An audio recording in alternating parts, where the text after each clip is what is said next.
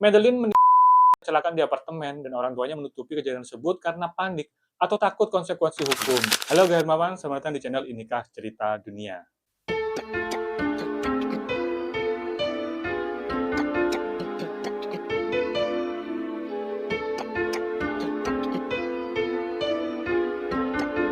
Eita menina, esse vídeo que o Matheus me mandou, viu? Praia da Luz, sebuah kota kecil di pesisir selatan Portugal, tempat yang tenang, hangat, dan penuh cahaya. Pada malam 3 Mei 2007, sebuah keluarga Inggris sedang berlibur di sana.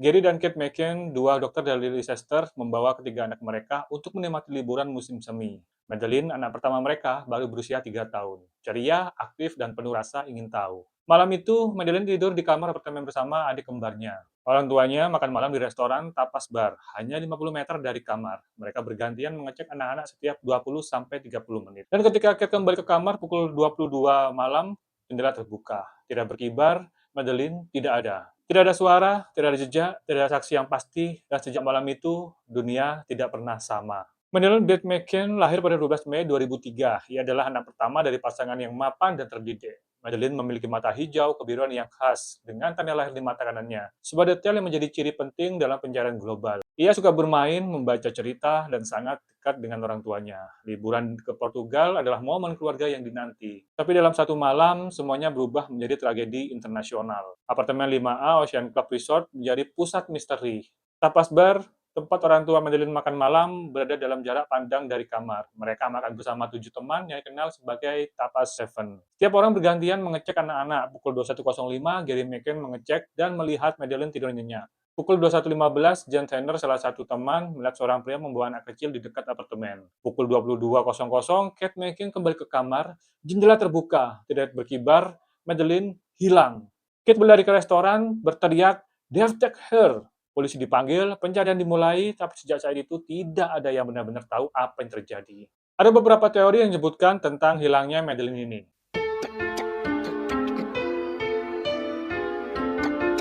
Madeline diculik oleh seseorang dari luar apartemen, kemungkinan besar oleh pelaku tunggal atau jaringan yang sudah mengamati keluarga McCann. Bukti pendukungnya adalah jendela kamar Madeline ditemukan terbuka, tidak berkibar, menunjukkan kemungkinan akses dari luar. Jane Tanner, salah satu teman keluarga, melaporkan melihat seseorang pria membawa anak kecil sekitar pukul 21.15, mengenakan piyama mirip dengan milik Madeline. Resort Ocean Club memiliki sistem keamanan yang longgar, dan apartemen 5A berada di lokasi yang mudah diakses dari jalan umum.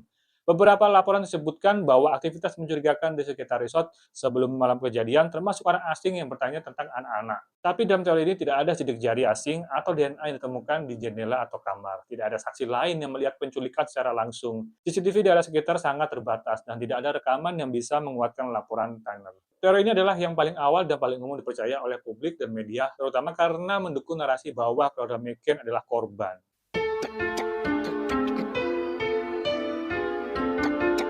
Madeline meninggal kecelakaan di apartemen dan orang tuanya menutupi kejadian tersebut karena panik atau takut konsekuensi hukum. Anjing pelacak Inggris mendeteksi bau mayat dan darah di apartemen dan di mobil sewaan keluarga McCann yang digunakan 25 hari setelah Madeline hilang. Mobil tersebut menunjukkan jejak biologis yang tidak bisa dijelaskan secara pasti. Mantan kepala penyidik Portugal, Goncalo Amaral, menulis buku yang mendukung teori ini dan menyebutkan bahwa orang tua Madeline terlalu tenang dan terkoordinasi dalam menghadapi media. Beberapa ahli forensik mempertanyakan kenapa tidak ada jejak penculikan yang jelas. Tapi teori ini ditangkal bahwa tidak ada bukti fisik yang mengkonfirmasi kematian dari Madeline. Orang tua Madeline tetap konsisten bahwa mereka tidak bersalah dan telah menjalani pemeriksaan intensif. Teori ini sangat menyakitkan dan kontroversial, terutama karena menyalahkan korban. Teori ini menjadi pusat konflik antara polisi Portugal dan media Inggris, dan memicu perdebatan etis tentang bagaimana penyidikan dilakukan terhadap keluarga korban.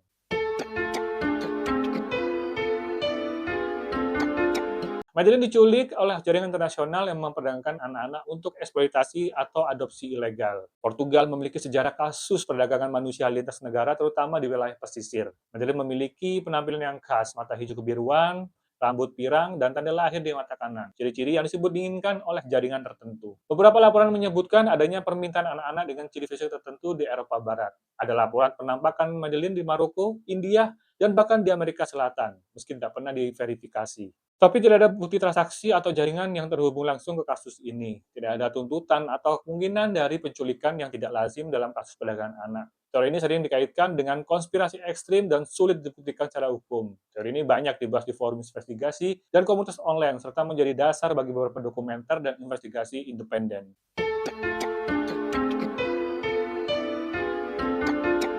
Polisi Portugal gagal menangani kasus ini secara profesional, menyebabkan bukti hilang dan arah investigasi kacau dan pelaku bisa lolos. TKP tidak diamankan dengan baik, banyak orang yang masuk kamar setelah kejadian, termasuk staf resort dan tamu. Bukti forensik dikumpulkan terlambat dan beberapa barang tidak diperiksa secara menyeluruh. Hubungan antara polisi Portugal dan media Inggris sangat tegang, mempengaruhi opini publik. Gonçalo Amaral, penyidik utama, dikeluarkan dari kasus setelah konflik dengan keluarga McCain dan pemerintahan Inggris. Tetapi teori ini, meski ada kesalahan, tidak berarti polisi tahu bahwa apa yang terjadi atau sengaja menutup-nutupi. Teori ini lebih menjelaskan kenapa kasusnya tidak terpecahkan, bukan penyebab hilangnya Madeline. Teori ini menjadi kritik terhadap sistem hukum Portugal dan memicu reformasi dan penanganan kasus anak hilang di Eropa.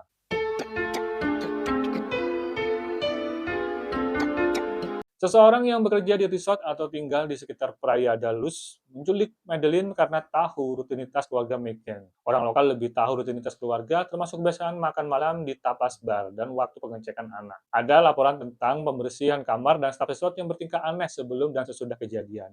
Beberapa staf tidak diperiksa secara menyeluruh dan data karyawan tidak di-cross-check dengan laporan aktivitas malam itu. Tetapi, tidak ada bukti langsung yang mengarah ke staf atau warga lokal. Resort tidak memiliki sistem keamanan yang memadai, tapi tidak berarti pelaku berasal dari dalam. Teori ini banyak dibahas dalam investigasi lokal dan menjadi fokus dalam penyidikan ulang oleh polisi Inggris, Operation Garance.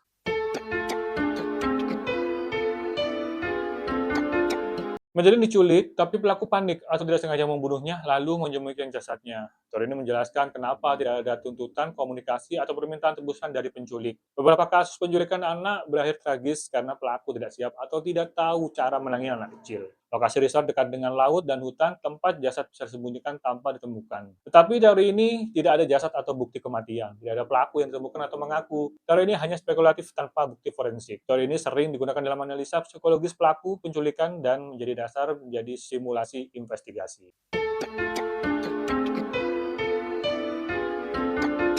Madeline masih hidup dan dibesarkan di tempat lain dengan identitas baru, baik oleh penculik atau keluarga lain. Beberapa laporan menyebut penampakan Madeline di berbagai negara meski tidak pernah diverifikasi. Teknologi pengenalan wajah digunakan untuk menyelidiki kemungkinan ini, termasuk analisa wajah remaja yang mirip dengan Madeline. Orang tua Madeline percaya bahwa anak mereka masih hidup dan terus aktif dalam kampanye pencarian. Pada 2020, seorang pria Jerman bernama Christian Bruckner menjadi tersangka utama, diduga terlibat dalam penculikan dan memiliki urat kejahatan seksual terhadap anak.